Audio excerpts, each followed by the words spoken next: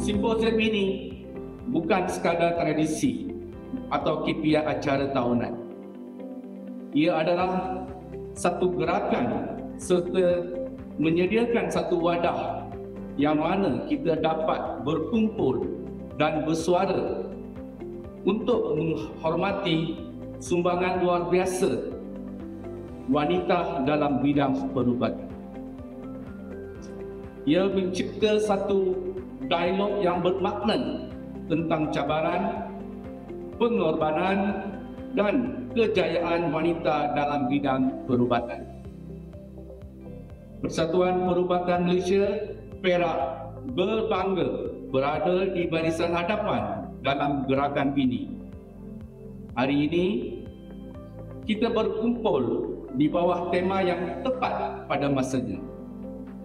Wanita memimpin perubahan, advokasi dan pemerkasaan dalam perubatan.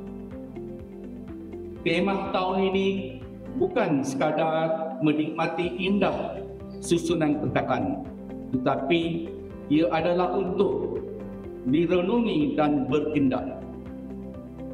Pada masa sekarang, pergerakan dan perubahan ala tuju wanita yang semakin meningkat dan ia mencerminkan bukan sekadar penyumbang tenaga mereka dalam perubatan, malah mereka telah maju dan melangkah ke hadapan sebagai wanita moden yang memimpin. Dalam perjuangan wanita memimpin dalam bidang perubatan, usaha mereka bukan sahaja untuk diri mereka sendiri tetapi untuk pesakit mereka, komuniti mereka dan untuk masa depan penjagaan kesihatan. Mereka mengetahui untuk meningkatkan keseimbangan kerja dan kehidupan, untuk menangani perbezaan jantina dalam kepimpinan, untuk mendorong peluang yang sama dan untuk memastikan bahawa sistem penjagaan kesihatan adalah inklusif dan responsif kepada semua golongan.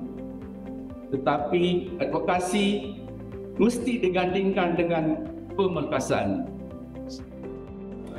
Dengan lafaz Bismillahirrahmanirrahim, Beta dengan sukacitanya merasmikan Simposium Women in Medicine 2025.